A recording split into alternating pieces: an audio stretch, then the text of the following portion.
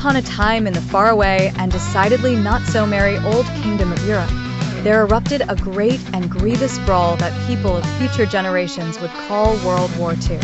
To say this was a simple rowdy dust-up between a few roughhouses would be putting it mildly. Nay, this was a time when the world played tug-of-war with tanks, planes, and the occasional explosive disagreement that shattered more than just egos.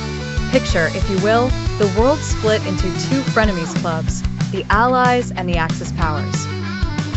On one end, you had the Allies, a collection of nations that said, "All right, new rule, no unprovoked invasions," though their tone occasionally turned into, "I quite insist you cease lobbing bombs at my peaceable lands."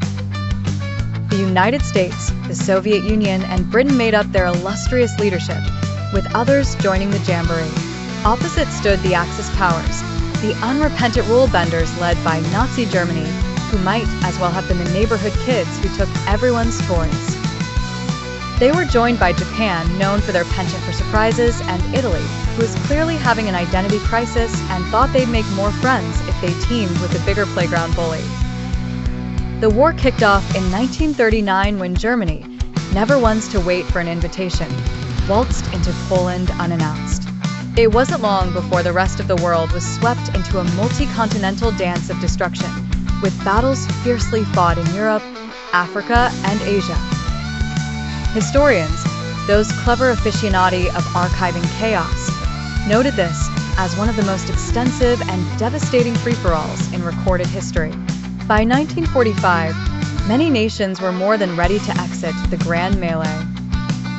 Germany, like a notoriously ill-mannered guest who overstayed their welcome and shattered the dining room set, finally waved the white flag in May. Meanwhile, Japan decided to hold out for a late, albeit fiery, summer exit in September. Spoiler alert, duo atomic bomb drops tend to expedite such departures. In the end, this audacious scuffle significantly overturned the global social and political stage. New rules, alliances, and nations emerged, not to mention an international resolution that perhaps we should avoid doing that again. Yet, in a tale as chucklesome as it is dramatic, it's a reminder that, historically, treating others with a smidgen of kindness rather than aggression often saves one a load of paperwork and an even bigger bill for reconstruction. In the bustling cafes and dimly lit salons of early 20th century Europe, one could almost taste the tension in the air, like a perfectly aged Stilton or a well-brewed cup of geopolitical catastrophe. Nations, wearing their best imperial attire, paraded along the red carpet of history, each vying for the glimmering, albeit slippery, crown of global supremacy. It was a time when everyone believed that peace was just a nap away, but preferred to keep a bayonet under their pillow just in case. First, we have the almighty nationalism, strutting around like a peacock with its feathers made of flags. Every country loved itself a bit too much, and much like your narcissistic uncle at a family reunion, they would often burst into spontaneous speeches about their own greatness. Next on the catwalk is militarism, a muscle-bound show-off, gleefully flexing its biceps that suspiciously looked like well-stocked armories. Each government turned their factories into war machines, mutating button makers into people engine manufacturers, and had generals strut around like rock stars with mustaches that could slice cheese. Then the fiddly alliances, that tangled web of implicit promises and schoolyard pacts. "If you back me on the playground, I'll catch you during lunch," whispered country to country, as intricate as any soap opera. Yet far more destructive when everyone ignored the fact that very little glue was ever used when sealing these deals. Imperial maddening colonial rivalries had leaders flashing coupons of continents as if they were on discount sale. Each European power bore the unique desperation of a collector trying to complete a trading card set, even if it meant bartering human lives and sovereign lands. While, in the economic and political arenas, some countries twirled on financial roller coasters while others yo-yoed in chaos. Economies were as stable as a three-legged chair, balanced on a tightrope over a lava pit of political disagreements. This grandiose mishmash of national pride, combative preparedness, secret agreements, rivalry over land, and balance of money and power sketch the satirical painting of why the planet embarked on a war that promised to be quick, but turned into an I Spy game nobody wanted to play. Ivan Ivanovich, a Soviet soldier whose name was clearly the product of a naming mishap. There he stands, beneath the stormy Berlin sky, balancing between looking heroic and like a lost tourist who took a wrong turn somewhere around Moscow. This isn't your average sightseeing tour, though, considering the landscape of destroyed tanks and debris isn't exactly what postcards are made of. His comrade Boris, whose idea of camouflage was blending into a Soviet Art Deco, is having a moment with the red flag. Picture this. A massive flag practically swallowing Boris while he tries to wrestle it into submission for the iconic Reichstag photo op. Someone should have told him that this isn't a Soviet fashion show. Meanwhile, amidst the backdrop of ruined buildings and shattered Nazi symbols, you can almost see Ivan's mustache twitch with every shell that echoes in the distance. No one warned him that victory would sound like a New Year's party gone horribly wrong. As they raise the flag over the Reichstag, the trio of Soviet soldiers, Ivan, Boris, and the rarely mentioned Yuri, who is either very short or has mastered the art of standing in shadows, strike a pose of triumphant exhaustion. Their faces say it all, a curious mix of relief, underscored by the realization that dinner now involves whatever they can name off the half-burned street signs in German, which, spoiler alert, isn't much. It's a historic moment not just for the world, but for this ragtag group who've collectively worn their battle-worn uniforms to the point where patches on patches have become a trend. And while Ivan dreams of writing his memoirs about how they once conquered not just Berlin, but also the culinary adventure Bratwurst, they stand against a backdrop of a ruined city, teeming with chaotic beauty. The dark, stormy sky with streaks of fire and distant explosions is the kind of dramatic ambience directors only dream of. If this were a film, they'd call it Victory in Berlin, the day fashion and fireworks fought for dominance.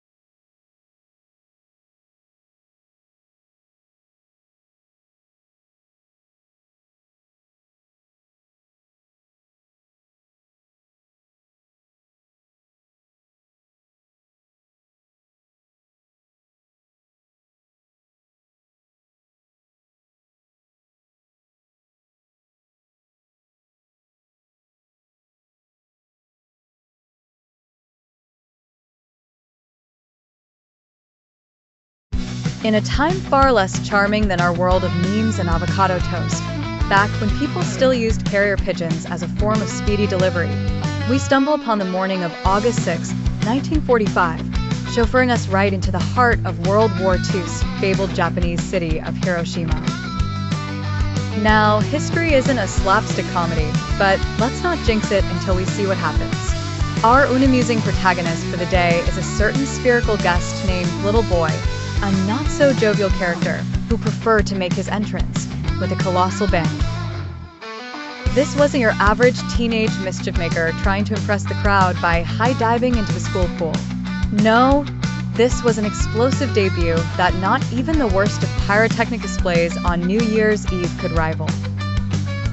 As Little Boy decided to have his electrifying curtain call, a massive mushroom cloud started dancing above the city, reaching for the heavens like an overambitious theater prop.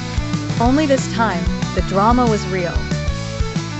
Beneath this giant, ungainly galactic toadstool, buildings crumpled like soggy origami and fires roared louder than an ill-tempered dragon with a toothache. Concrete was left flabbergasted, reduced to a non-committal shrug. With termite-infested shoji screens disintegrating left, right, and center, the landscape turned into a smoky Barbie pit fit for a gargantuan picnic nobody RSVP'd to, except maybe for the resident scorpions. Folks caught in the aftermath resembled startled meerkats, abruptly awakened from their afternoon siestas, thrown into a scene more intense, albeit less humorous, than the most frantic Benny Hill chase montage. This grim spectacle was brought to you by years of relentless power plays, failed negotiations, and Pacific theater dramas that Shakespeare would envy, if he fancied such tragic stage plays. Remember, for starters, back in '41, when Japan's eager beaver attitude took Pearl Harbor by surprise. Certainly, if you recall, the war boardroom was simmering with grand ideas like oversized pot roast dinners between grumpy uncles. But the strategic play revised its lines for a new theater piece post-Pearl Harbor, with circling whispers of Japan's refusal to throw in the towel despite taking punches like a champion heavyweight. Finally, with a script twist of monstrous proportions, the US took the shortcut that no GPS would suggest, inviting Little Boy along to expedite the final act of this tragedy. It was an ungraceful end written in the firm, fiery script upon the skies, matched with an engulfing darkness stealing the horizon. There it was, a world swathed in mushroom clouds and filled with a spirit of despair not even the most optimistic ostrich could dance away from.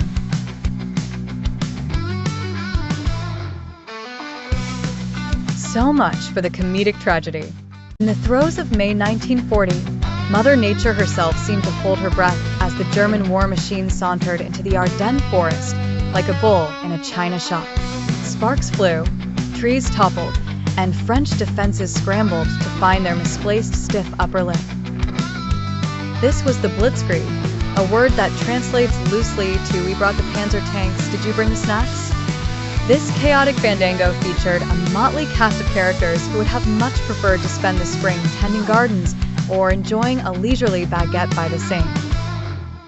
Instead, they found themselves in a narrative dictated by the rumble of tanks and the distant, ominous drone of the Luftwaffe in flight.